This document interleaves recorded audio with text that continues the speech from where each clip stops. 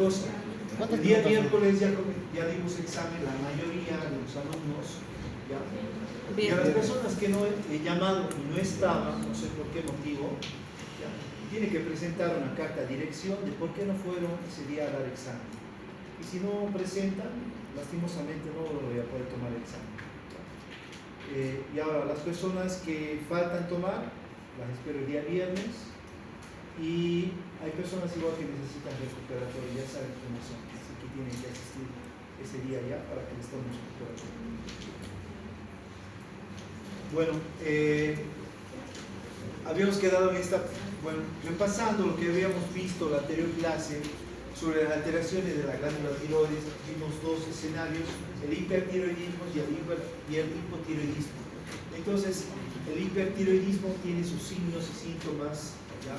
Por ejemplo, neurológicos, que son personas irritables, alteradas, que duermen poco, porque su sistema nervioso está en una constante sinapsis, ¿ya? Entonces, estas personas por eso tienden a dormir poco, tienen cambios de humor. A nivel cardiovascular, que dijimos que su frecuencia cardíaca está aumentada y los cardíacos igualmente se perciben fácilmente, pueden tener una presión diferencial divergente, igualmente una frecuencia respiratoria alta, tienden a la diarrea, bajo peso, comen mucho, ¿ya? Las mujeres, su ciclo menstrual son muy cortos, tiende a ciclos menstruales alargados mayores de 45 días. ¿Cómo se llama eso? Uno es polimenorrea, cuando las menstruaciones son muy seguidas, el otro oligomenorrea, ¿ya? Entonces, las enfermedades que hemos descrito, por ejemplo, eran la tirotoxicosis, que se debía a que se desprendían fragmentos de la glándula tiroidea, la cual activaba el sistema inmune, donde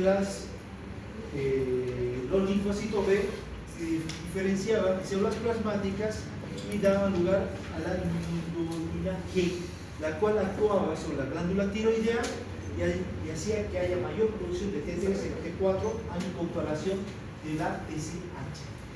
Entonces, esta inmunoglobulina G era la responsable de esa hiperproducción de las hormonas tiroideas.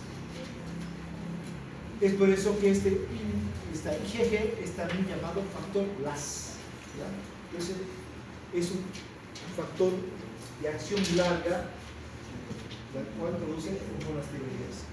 También hablamos de la enfermedad de Graves-Basedow, que tiene los mismos signos y síntomas de la anterior, pero se caracteriza por un exostasis. Los globos oculares son saltones. ¿Por qué? Porque las sustancias tóxicas empujan al nervio óptico, ¿ya? Y lo cual empuja al glóbulo ocular. Eso se llama enfermedad de Graves-Basedow. También hemos visto que también los nódulos tiroideos hipersecretantes, ¿ya? Entonces estos también pueden aumentar la T3 y la T4. Consumo igual elevado de yodo, factores genéticos también me producían, o sea, que puede ser transmitido de padres a hijos, y igualmente se puede producir un caso de ya sea de hipertiroidismo o hipotiroidismo por factores hereditarios y en el embarazo. En uno de los casos clínicos hay una persona embarazada, creo que desencadena hipertiroidismo, si no me equivoco. En nuestros casos estudiaron de casos clínicos. Yamil, ¿por qué estos pacientes con hipertiroidismo se caracterizaba por tener una TSH, una tirotropina disminuida? ¿Cuál era el motivo?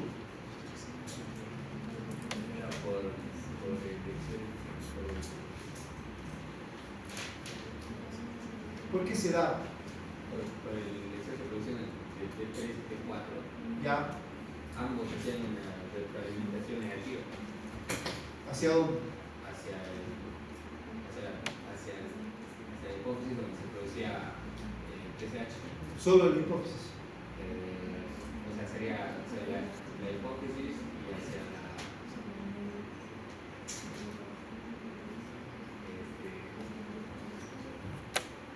¿Dónde más se acerca?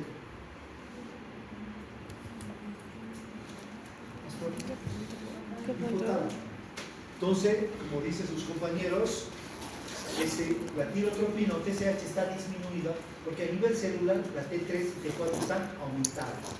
Como ustedes saben, la T3 y T4 actúan sobre casi todas las células de nuestro organismo. Entonces, al estar aumentada la T3 y T4, crean una retroalimentación negativa hacia el hipotálamo y a la adenocorteza. ¿Para qué? Para que haya menos secreción de tirotropina. Entonces, es por eso que la TSH está disminuida. Y entonces, si está esta TSH disminuida, la T4 puede estar aumentada y la T3 puede estar normal. O la T4 puede estar normal y la T3 puede estar aumentada. Entonces, son casos de hipertiroidismo.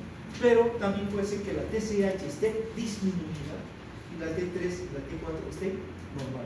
Sería un caso de hipertiroidismo subclínico. Bueno, esas son variantes que ustedes van a ver y lo van a estudiar en endocrinología. Entonces, vimos totalmente lo opuesto, lo que es el hipotiroidismo, que tiene varias causas. Una es la tiroiditis de Hashimoto. Esta igualmente es de causa inmunitaria. Entonces, las inmunoglobulinas van y destruyen a la glándula tiroidea.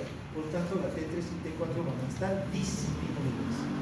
Igualmente, alguna cirugía donde se elimina la glándula tiroides, igual, terapias revertivas, pacientes de cáncer. Si no se protege la glándula tiroides, igual puede haber destrucción de la glándula tiroides. Fármacos, como ya hemos nombrado, diosinatos, percloratos, los cuales igualmente actúan sobre la glándula tiroides, haciendo que se secrete menor cantidad de T3 y T4 y sobre todo aquí en los países poco desarrollados, la falta de iodación de los alimentos y de la sal. Entonces, ¿qué síntomas hemos visto? Por ejemplo, el cabello seco, quebradizo, se cae, lo mismo las uñas quebradizas, hinchazón de la cara, porque hay gran producción de sustancias coloides, dicen, y sustancias que se van a acumular en la cara. Aparte, existe, como actúa la T3 y T4 a nivel de los lípidos, ¿ya? Entonces estas personas tienen tendencia a colesterol y triglicéridos altos, ¿ya? Entonces esos colesterol no se depositan sobre todo a nivel abdominal, en el cuello, en la cara, ¿ya? Por eso dicen que estas personas tienen una fase de luna llena. Por supuesto, agrandamiento de la glándula tiroides. ¿Por qué? ¿Cómo está aquí la TSH? ¿Aumentada o disminuida? Aumentada. Fabián, ¿por qué estaría aumentada? ¿Cuál sería la explicación?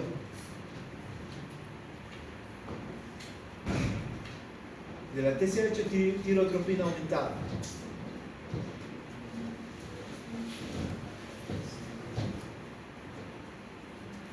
Camila, checa, ¿por qué?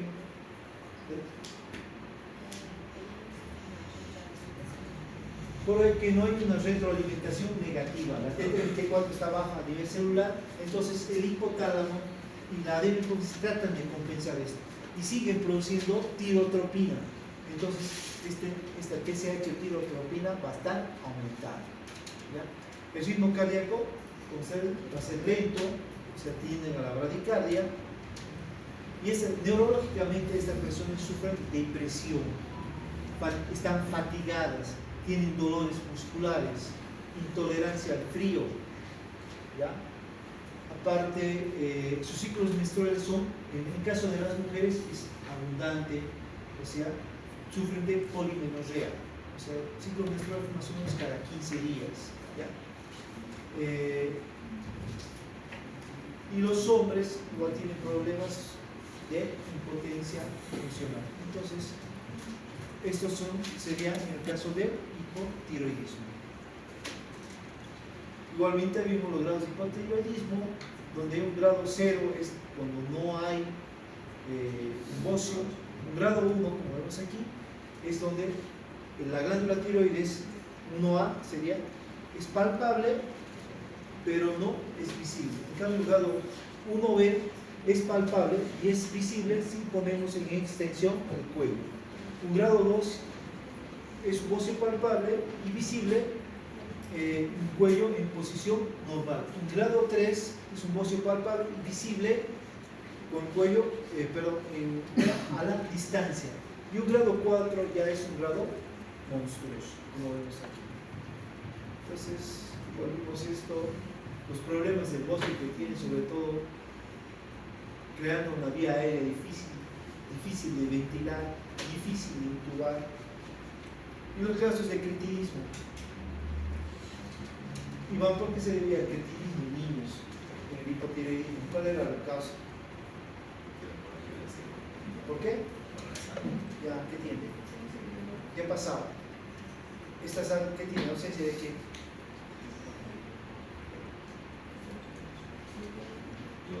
Ya, ¿y qué pasaba? ¿Qué pasaba en los niños, en el feto? ¿Cuál era la causa? Mario, ¿qué pasaba?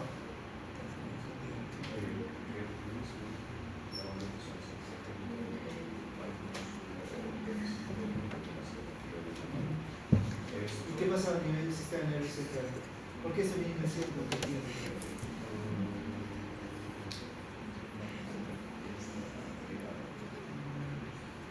Santiago, ¿qué pasaba? ¿Por qué nacían con cretinismo sus niños? Por la falta de yodo en el embarazo. Ya, falta yodo, la madre de hipotiroidea. ¿Y qué pasaba?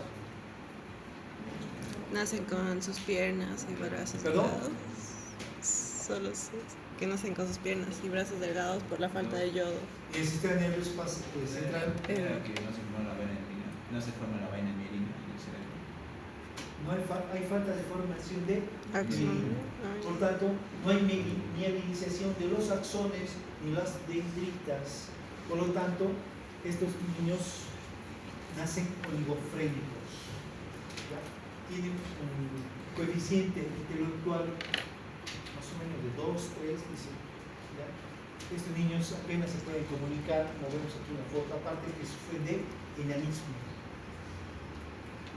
Y un cretinismo endémico eran zonas donde existe un hipotiroidismo en gran cantidad de madres y donde veíamos niños que nacían con cretinismo neurológico, o sea, por la parte de mielinización, ¿ya? Niños que solo podían hacer trabajos manuales muy simples, o este cretinismo mixedematoso, como vemos, sufrían de estrabismo, macroglosia, salivación constante, una cara redonda, etc. ¿Ya? Y la situación del bocio endémico y todo lo que es el continente americano, ¿ya? Como hemos visto en la parte del norte, sobre todo en las regiones que están cerca del lago. Y en Sudamérica abarca gran cantidad de países. Nos quedamos aquí, la glándula suprarrenal. Como vemos, la glándula suprarrenal se encuentra por encima de los riñones y es otra glándula que se caracteriza por tener una gran irrigación. ¿Ya? Entonces, como vimos el año pasado, en histología, esta glándula suprarrenal se divide en una corteza y en una media. La corteza suprarrenal, que es la que vamos a estudiar ahora, se compone de una zona glomerular, una zona fasciculada y una zona reticulada. ¿Ya? Entonces, cada de estas zonas, ¿ya?, tienen una secreción importante de, por ejemplo, la zona glomerular. La hormona que secreta son los mineralocorticoides. ¿Qué mineralocorticoides está representado aquí? La aldosterona, que tiene que ver con el metabolismo de los minerales o electrolitos, si quieren, como el sodio y el potasio. La zona fasciculada, que se va a secretar aquí, glucocorticoides. ¿Cuál que es el glucocorticoide? El cortisol. Este cortisol que es muy importante para nosotros porque nos ayuda a enfrentar situaciones de estrés. Es un antiinflamatorio potente. ¿Qué más? Tiene que ver mucho con el metabolismo de los hidratos de carbono, de los lípidos y de las proteínas. Igualmente, tiene una función contra las alergias que vamos a ver. Y por último, la zona reticular, donde se producen los andrógenos, que son tipos de hormonas, sobre todo son hormonas sexuales. Y por último, la médula, como vemos, queda encargada de producir la epinefrina. ¿Qué es la epinefrina, Camila Quiroga? ¿A qué me refiero con epinefrina? Richard, Claudia, ¿qué? La adrenalina, exactamente. Entonces, la médula suprarrenal, o sea, la parte medular de la glándula suprarrenal es la encargada de secretar la adrenalina. Entonces, hormonas de la corteza suprarrenal, como dijimos, mineralocorticoides en la zona glomerular, glucocorticoides en la zona fascicular, que representa la aldosterona. Como dijimos, la aldosterona tiene que ver mucho en el metabolismo de los minerales o electrolitos como el sodio y el potasio. También tenemos aquí la secreción de la desoxicorticosterona, también llamado DOCA. Aquí igual tiene que ver con el metabolismo de los electrolitos, pero en una menor cantidad. También tenemos la corticosterona, el flucortisol que he colocado aquí. Esto es una hormona sintética que es producida a nivel de los laboratorios, ¿ya? Entonces, igual, esta es mucho más potente que la aldosterona, por si acaso, solo para nombrar. Igualmente hay una producción de cortisol, ¿ya? Que igual tiene una actividad mineralocorticoide, pero se necesita grandes concentraciones de este tipo de cortisol. En cambio, los glucocorticoides, ¿por qué se llaman glucocorticoides? ¿Qué tiene que ver glucocorticoides? Tiene que ver mucho con el metabolismo de la glucosa, por eso se llaman glucocorticoides. Entonces aquí está representado por el cortisol. Este cortisol que tiene que ver con el metabolismo de hidratos de carbono, lípidos y proteínas. ¿Qué otra actividad tiene? Una actividad antiinflamatoria importante, una actividad antialérgica, ¿ya? Y igual nos ayuda con los problemas para que nosotros podamos enfrentar el estrés. Igualmente tenemos aquí la corticosterona, que igual tiene una actividad glucocorticoide, la cortisona, igual que es producida, igual tiene una actividad glucocorticoide, que nombramos anteriormente, pero en relación al cortisol es mucho menor, ¿ya? Ahora, estas drogas aquí, pero hormonas o drogas aquí, prednisona, metilprednisolona y dexametasona, son medicamentos sintéticos que son producidas en laboratorio. Por ejemplo, la dexametasona dice que es 30 veces más potente que el cortisol. Igualmente, la prednisona y metilprednisolona son medicamentos que son utilizados sobre todo, por ejemplo, cuando actúan sobre el sistema inmune. O sea, suprime la actividad del sistema inmune. ¿Cuándo se utilizan sobre todo? Por ejemplo, cuando hay trasplantes hepáticos, trasplante de corazón-pulmón, entonces se echa mano a estos medicamentos. ¿Por qué? Porque va a ir a suprimir al sistema autoinmune y de este modo no haya rechazos. Y en la zona reticular tenemos la dehidroepiandrosterona, que son hormonas que se producen a este nivel en la zona reticular, ¿ya? Y que tienen que ver mucho, por ejemplo, son andrógenos, que cuando hay una hipersecreción, sobre todo en las mujeres, pueden tener características masculinizantes, ¿ya? Les crece bigote, tiene una masa muscular importante, por eso la voz se hace más grave, se le da características masculinas. Lo mismo puede pasar en los hombres. Entonces, se pueden producir hormonas las cuales dan características femeninas, ¿ya?, a los hombres.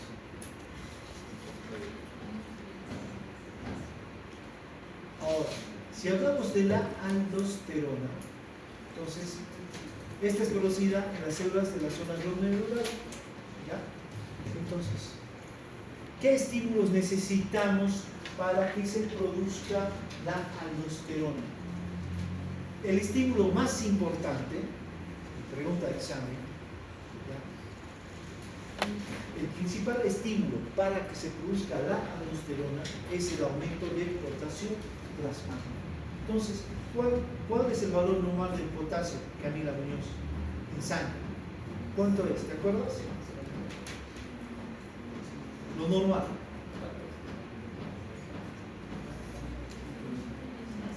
Daniela, ¿no? Stephanie, ¿cuánto era lo normal?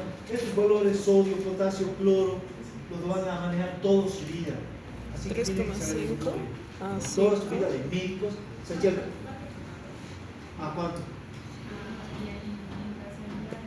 No, extracelular. Sí, o sea, en sangre. ¿Ya? ¿Hasta cuánto? Ese es el intermedio. ¿Cuánto? No sé. Están adivinando ahí. O sea, tienen que tener valores. ¿Por qué? Porque va a haber hipopotasemia e hiperpotasemia. Los valores más o menos van, como dice su compañera, de 4.2 a 5.5, o hay libros que me dicen de 4.5 a 5.5. ¿Ya? Esos son más o menos los valores. Pero ustedes cuando pidan laboratorio, depende de los, como les dije, los reactivos que utilicen en el laboratorio, ellos ya te dan el valor normal. Generalmente te dice de 4.5 a 5.5. ¿Ya? Entonces, por debajo de 4.5 va a ser hipopotasemia. Por arriba de 5.5 va a ser hiperpotasemia. En este caso, para que haya secreción de aldosterona, tiene que haber una hiperpotasemia. O sea, que los valores de potasio van a ir 6, 7, 8. ¿No? Hay una hiperpotasemia que es muy peligrosa. ¿Por qué? Porque es tóxico para el corazón. Me puede producir una parada cardíaca o una arritmia cardíaca que puede matar a la persona. Entonces, este aumento de potasio, ¿ya?, estimula a la glándula suprarrenal para que haya secreción de aldosterona. Entonces, ¿qué hace la aldosterona? Actúa a nivel del sistema renal para que haya reabsorción de sodio y se secrete potasio y algo de hidrógeno para que sean eliminados por la orina. Esa es la función de la aldosterona. ¿En qué caso va a haber hiperpotasemia? ¿Cuándo se presenta la hiperpotasemia, Natalia? ¿Cuándo habría hiperpotasemia? ¿Cuál sería lo más común?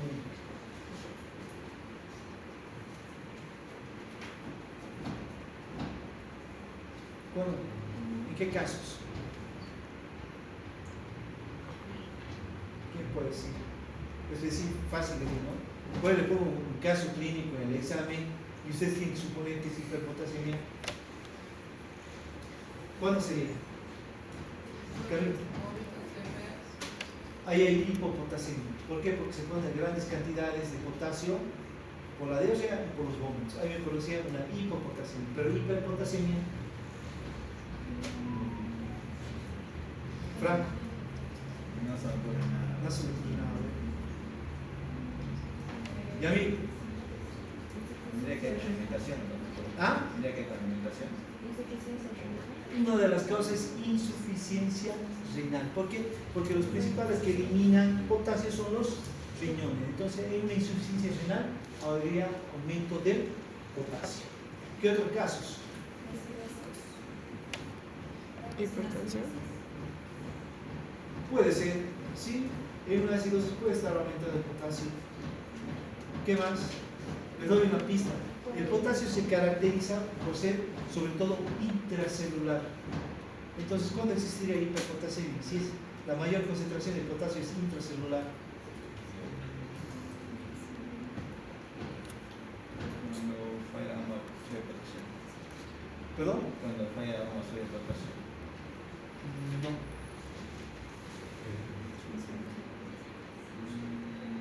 Cáncer. Más bien si falla la bomba, soy potasio. Diabetes. Sí, puede ser una causa de diabetes. Cuando hay destrucción celular, por ejemplo, traumatismos, grandes quemados, ellos tienen ese problema de que el potasio aumenta en el plasma. ¿Ya? Entonces, más o menos ya sea el aumento de potasio plasmático cuando se va. Otro, función del sistema renina-angiotensina-aldosterona. Para que se produzca la activación de la renina, ¿qué tiene que pasar? Esto ya hemos visto en la parte cardiovascular. ¿Qué pasaba, Mariana? ¿Qué tenía que pasar?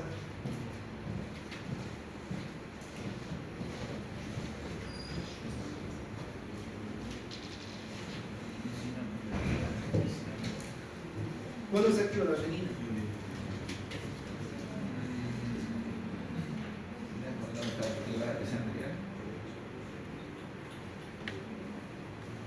¿Perdón? ¿Cuándo sería la presión arterial?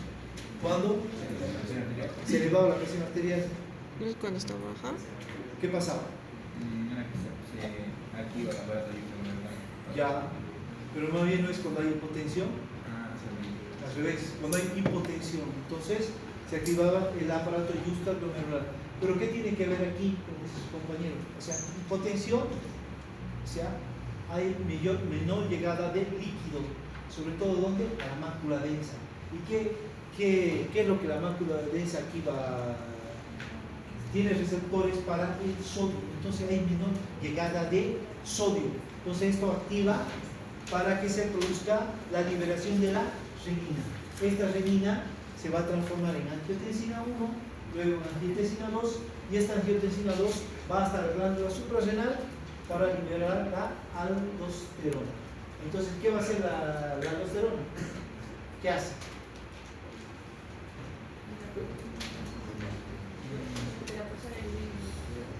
Va a reabsorber sodio.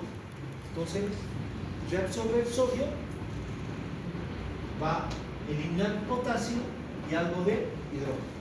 Igualmente, la disminución de sodio plasmático, esta disminución de sodio plasmático es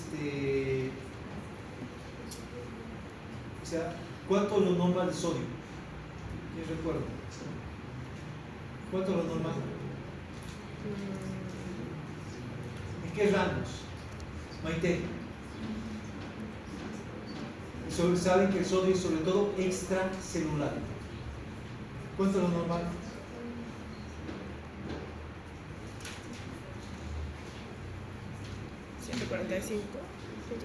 Y el 142, pero Franco. De 135 a 145 mil microvalentes litro. Entonces, por debajo de 135 ya estoy frente a una hiponatremia. Entonces, esta hiponatremia es detectada por la glándula suprarrenal, igualmente va a haber secreción de aldosterona. Otro estímulo, efecto de la hormona adrenocórtico-tropa. ¿Dónde se secreta la ACTH? Gabriela, ¿la ACTH dónde se secreta? La adrenocorticotropina, si quieres. ¿Dónde se secretaba? Valeria Ayala. En la adenocófisis. Entonces, este igual va a actuar sobre la zona glomerular para que se secrete la aldosterona. Pero de todo esto que hemos mencionado, el principal estímulo para la secreción de aldosterona es el aumento del potasio. Entonces, ¿cuál es el mecanismo de acción de esta hormona aldosterona?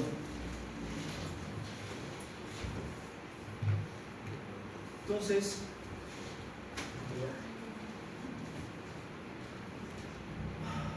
como sabemos, aquí tengo mi glomérulo renal, luego tengo el sistema tubular, que está el tubo contorneado proximal, la asa de Henle, la parte descendente, ascendente, el tubo contorneado distal y el tubo colector. La aldosterona, para la reabsorción del sodio, va a actuar sobre todo sobre el tubo contorneado distal y el tubo colector. Ahí es donde actúa la aldosterona. ¿Ya? ¿Y cómo lo hace? ¿Ya? Entonces, la aldosterona es secretada por la zona glomerular de la glándula suprarrenal, llega a la sangre y va a llegar hasta las células tubulares, ¿ya? Del tubo contorneado distal y del tubo colector. ¿Ya? Entonces, ¿qué hace? Llega a estas células tubulares. ¿Dónde se encuentran sus receptores? ¿En la membrana, en el citoplasma o en el núcleo? Citoplasma. Ahí fíjate. ¿Qué plasma? Ah, en la membrana, En el citoplasma. en el citoplasma. Son receptores citoplasmáticos. Están en los, son receptores. Entonces, al encontrarse con estos receptores citoplasmáticos, se dirigen hacia el núcleo, hace que haya una transcripción del DNA sobre el RNA ribosómico. ¿Para qué? Para que haya síntesis de proteínas. Y esta síntesis de proteína, estas proteínas actúan sobre los receptores, ¿ya?, que se encuentran en el borde luminal. En este borde luminal es donde está pasando la orina. Entonces, al actuar sobre estos receptores, hace que el sodio ingrese dentro de esta célula luminal. Entonces, el sodio que ingresa, entonces aparte, la aldosterona hace que se produzca la ATPasa. Entonces, ¿qué hace la ATPasa? Hace que funcione la bomba sodio-potasio. Para que el sodio salga de esta célula luminal, ¿ya?, de esta célula tubular hacia el lado capilar, hacia la sangre. Entonces, de esta manera se reabsorbe el sodio. Entonces, el sodio va a pasar de este borde luminal donde se encuentra la orina a este lado capilar donde está la sangre. Entonces, de esta manera se está reabsorbiendo sodio.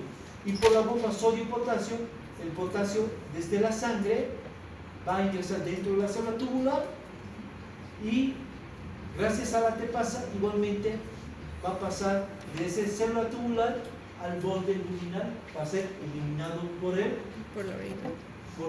orina. Entonces, esta es la función de la aldosterona. Y no solo pasa aquí a nivel del riñón, también se ha visto esto a nivel de las glándulas salivales, a nivel del colon. Pero donde más ha sido estudiado es aquí, a este nivel, a nivel de los túbulos renales.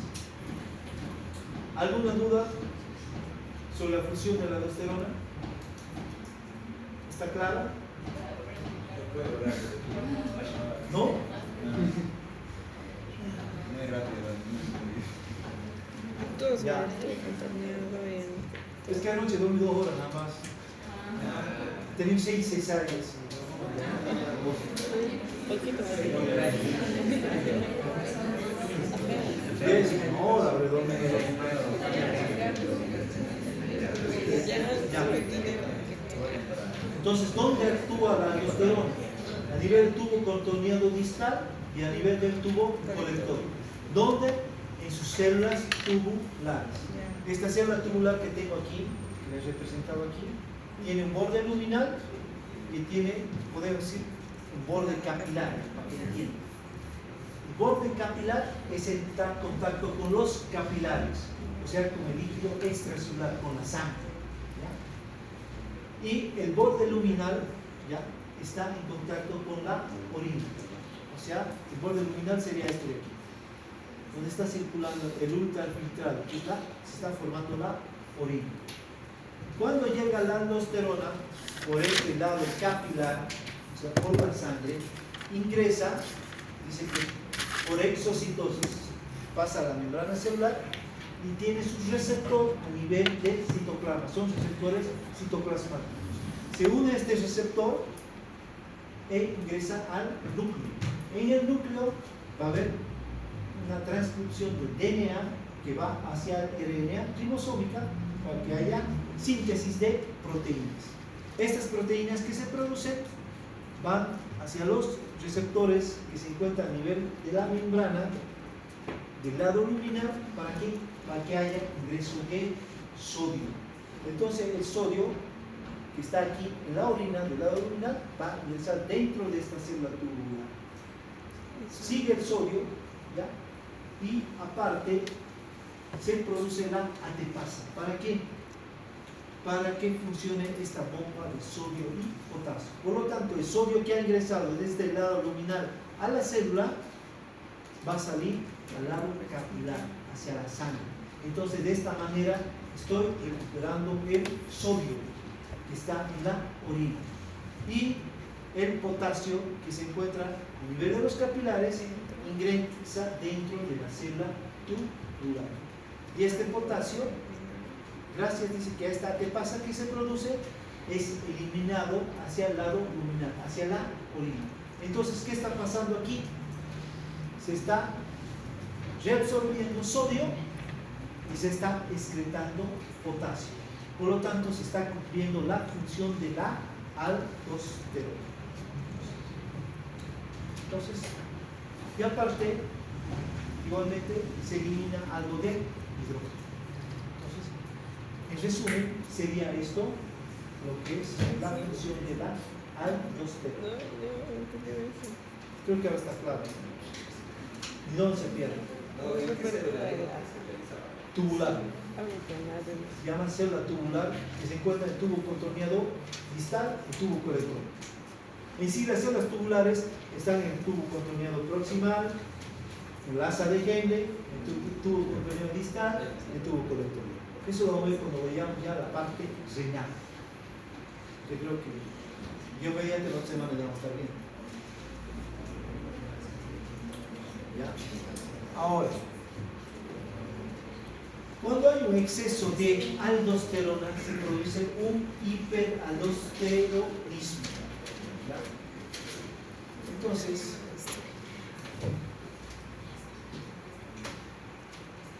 ¿cuáles serían causas de hiperaldosteronismo? O sea, un exceso de secreción de aldosterona. Hipertensión arterial. Una de las causas puede ser que haya un tumor, ¿ya?, a nivel de la zona glomerular, la cual produce una hipersecreción de aldosterona. ¿Ya? Entonces, al ver esta hipersecreción de aldosterona, ¿qué va a pasar? ¿Cómo estaría el sodio? ¿Aumentado o disminuido a nivel líquido extracelular? ¿Aumentado? Sí, está aumentado. ¿Y en los líquidos estarían aumentados o disminuidos? ¿Por qué disminuidos? No se niega de más. Lisbeth, ¿qué hace el sodio? ¿Arrastra agua o no? ¿Arrastra agua? No. Sí. Por lo tanto, existe un aumento de líquido a nivel de líquido extracelular, sobre todo a nivel vascular. Entonces, si está aumentado el líquido a nivel vascular, ¿estaría aumentado la presión arterial o no? Sí. Sí, hay un aumento de la presión arterial. ¿Por qué? Porque sobre todo el retorno venoso estaría aumentado, me aumentaría la precarga, por lo tanto, me aumentaría también la presión arterial. Entonces se caracteriza por un aumento de la presión arterial y aumento de la expansión del volumen. ¿Ya? Entonces, estas personas que sufren de un exceso de aldosterona tienden a hipertensión. Son personas hipertensas.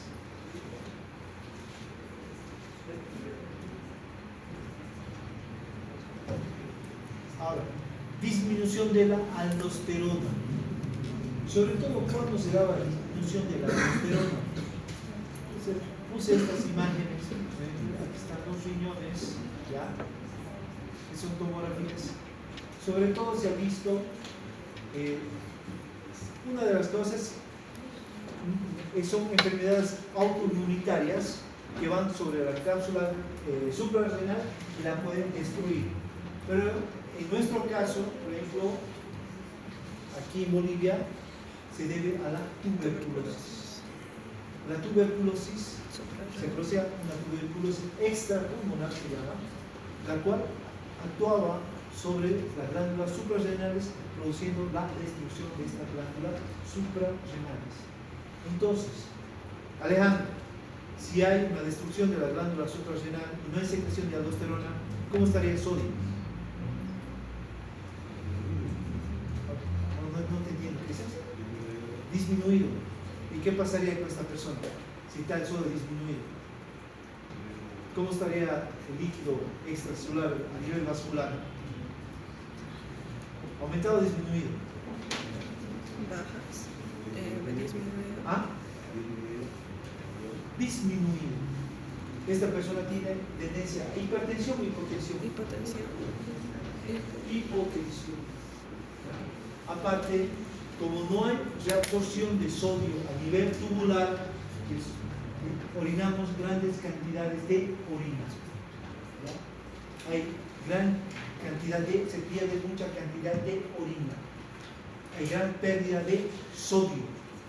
¿Ya? Entonces,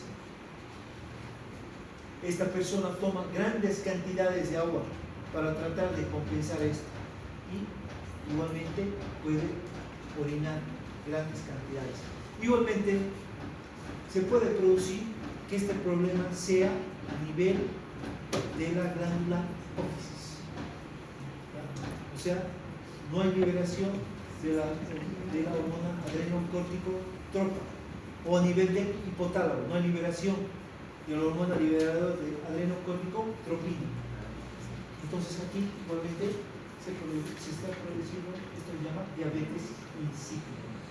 La persona orina grandes cantidades, hay gran pérdida de sodio. ¿Por qué? Porque no se está secretando aldosterona.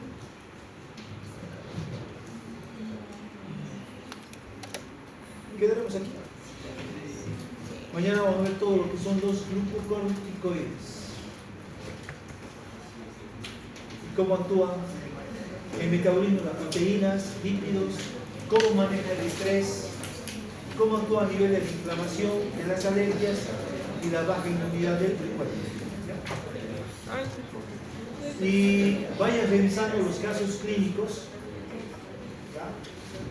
Si hay alguna duda, porque aparte de subir trabajo, ya saben que tienen que defender el caso clínico. Terminando todo.